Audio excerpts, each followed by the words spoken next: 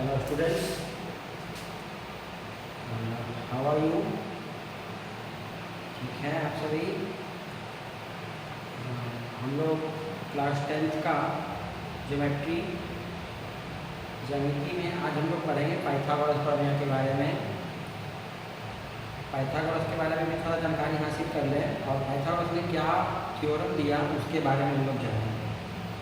इसके पहले आपको ज्योमेट्री का 3 पार्ट्स आपको देखा, समरूपता के बारे में, थेस के बारे में। समरूपता प्रमेय भी हम लोग पढ़े, आधारभूत अनुपातता प्रमेय पढ़े और आज हम लोग देखेंगे थेस प्रमेय, जो ज्योमेट्री का बहुत ही इंपॉर्टेंट थ्योरम है। इसमें किसी समकोण त्रिभुज के बारे में हम लोग उसके गुणों को जानते हैं कि समकोण त्रिभुज का जो 3 भुजा है, कर्ण, लंब और आधार, इसमें क्या संबंध है, इसके बारे में। पाइथागोरस जो कि गणित के महान गणितज्ञ थे, इनका जन्म 569 ईस्वी पूर्व हुआ और मृत्यु 479 ईस्वी पूर्व दिनांक। इन्होंने बताया कि किसी समकोण त्रिभुज, यदि ये समकोण त्रिभुज है तो समकोण त्रिभुज के सामने का भुजा जो होता है कर्ण, इसका वर्ग अन्य 2 भुजा लंब और आधार के वर्गों के योगफल के बराबर होता है। हालांकि इसके पहले 800 ईस्वी पूर्व, इससे लगभग 200 ईस्वी पूर्व ही बोधायन महोदय ने यह बता दिया था कि आयत का जो लंबाई, चौड़ाई और विकर्ण, आयत के सम्मुख भुजा को, सम्मुख कोणों को मिलाने वाली सरल रेखा को विकर्ण कहते हैं और विकर्ण का वर्ग जो होता है किसी आयत का, तो विकर्ण का वर्ग लंबाई और चौड़ाई के वर्गों के योगफल के बराबर होता है। ये नहीं कि हम इस थ्योरम से विकर्ण का फॉर्मूला निकालें, बल्कि उसके पहले ही बोधायन ने बता दिया था 800 ईस्वी पूर्व ही कि विकर्ण का वर्ग अन्य 2 भुजा के वर्गों के योगफल का होता है। लेकिन आज हम लोग पढ़ेंगे पाइथागोरस के बारे में। पाइथागोरस प्रमेय ने बताया कि किसी समकोण त्रिभुज में बड़ी भुजा यानी समकोण के सामने वाली भुजा जो कर्ण का है, उसका वर्ग अन्य 2 भुजा यानी लंब स्क्वायर और आधार स्क्वायर के वर्गों के योगफल के बराबर होता है।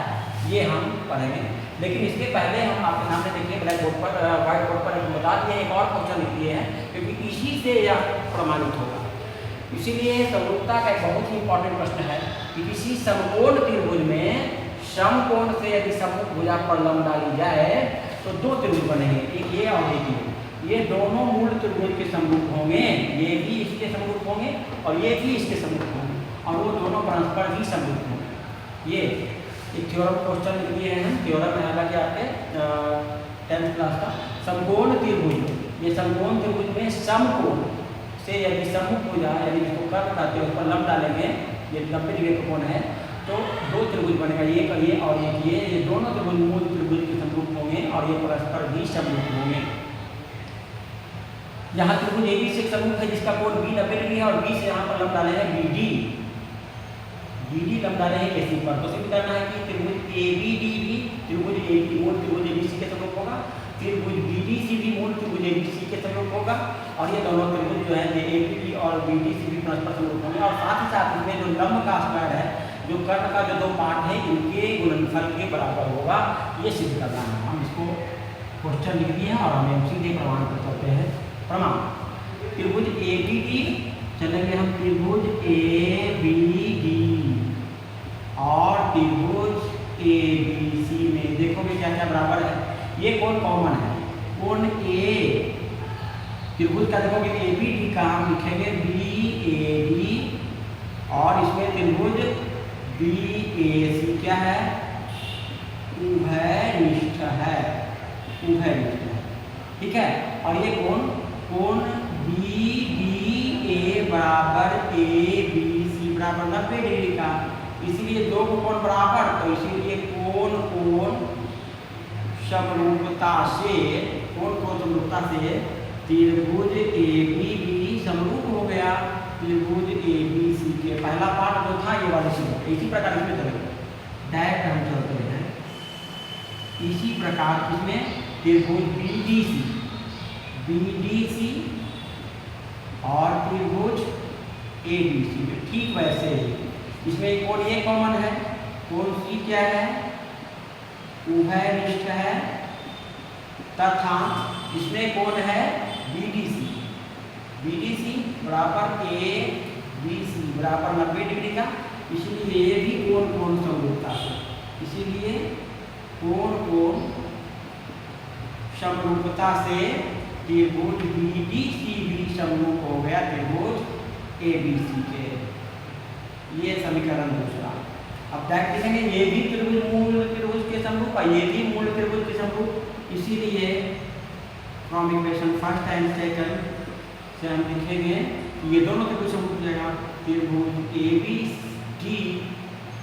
समरूप हो जाएगा त्रिभुज BDC। ये तीसरा भी पाठ हो गया, ठीक हो गया, ये भी प्रूफ हो गया, ये भी प्रूफ हो गया और ये भी प्रूफ हो गया। अब ये दोनों से जब चूंकि ये त्रिभुज और ये त्रिभुज समरूप हो गया तो लिखेंगे उसकी संगत भुजंग अनुपाती, लिखेंगे चूंकि त्रिभुज ABD समरूप है त्रिभुज BDC के, अतः इनके संगत भुजा समानुपाती होगा, अतः इसके संगत भुजा क्या होंगे, समानुपाती होंगे। तो समानुपाती होंगे तो देखोगे इसका लंब क्या है, ये त्रिभुज का ये तो कर्ण है, बड़ी भुजा ये, इसीलिए इसका BD का स्क्वायर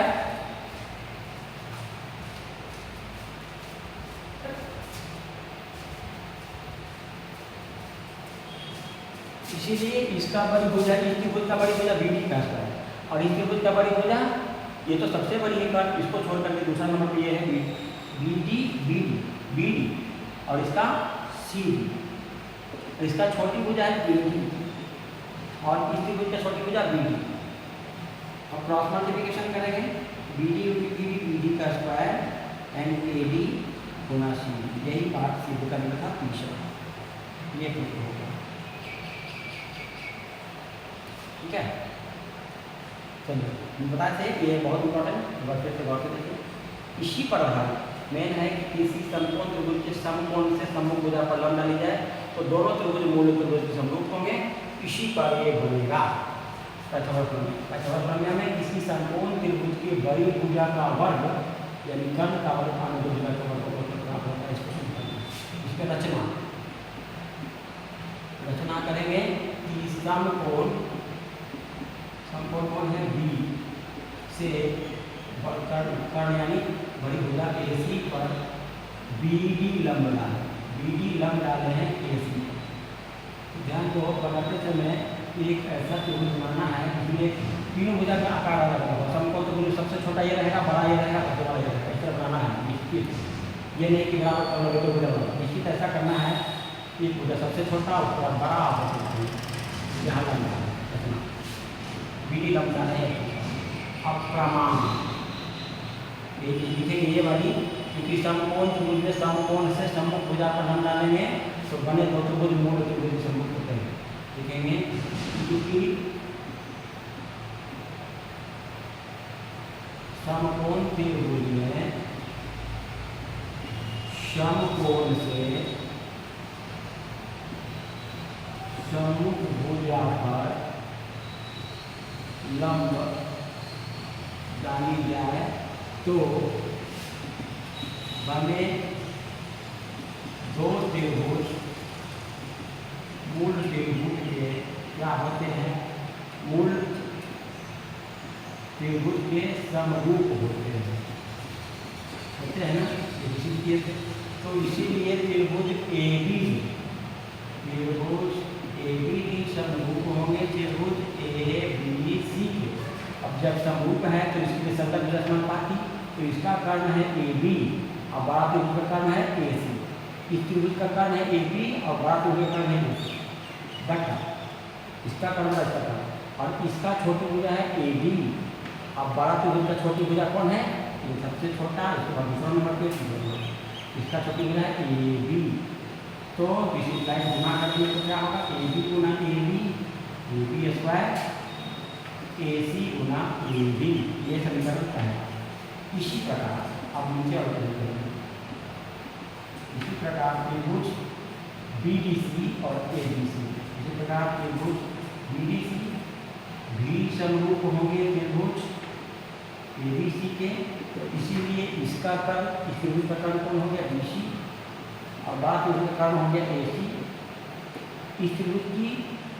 दूसरी नंबर पर भुजा, ये सबसे बड़ी, उसके बाद सबसे छोटी सेकंड ये बड़ी होगी, यानी इसमें सी डी है। और इस त्रिभुज में बड़ा त्रिभुज में ये सबसे छोटी दूसरा नंबर भुजा है बी सी, ये गुना किया तो क्या हो गया, बी सी गुने बी सी क्या हो गया, बी सी स्क्वायर बराबर ए सी गुना सी डी, ये समीकरण मिलता है। हम सब फर्स्ट इंस्ट्रक्शन से पहले मिला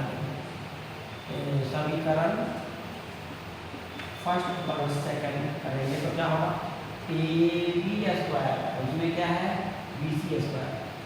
ए सी गुना A B plus A C गुना सी बी, तो क्या चीज हो गया, A B square plus B C square, A C दोनों में कॉमन ले लेंगे तो A B plus C B. अब देखोगे A B plus C B के जगह पे, क्योंकि A B plus C B बराबर हम ए सी लिख सकते हैं, A B plus C B बराबर ए सी, इसी का यही सिद्ध हो गया, A B square plus B C square बराबर ए सी गुना ए सी, यानी बराबर क्या हो गया, ए सी स्क्वायर, ऐसे गुना ए सी स्क्वायर, ऐसे तो करेंगे A B square plus B C square बराबर ए सी स्क्वायर, ये इसके लिए था। समकोण त्रिभुज में दो भुजा लंब स्क्वायर प्लस आधा स्क्वायर बराबर का स्क्वायर, बड़ी भुजा का वर्ग अन्य दो भुजा के वर्गों के योग का होता है, ठीक है। तो देखिए बढ़िया से, धन्यवाद।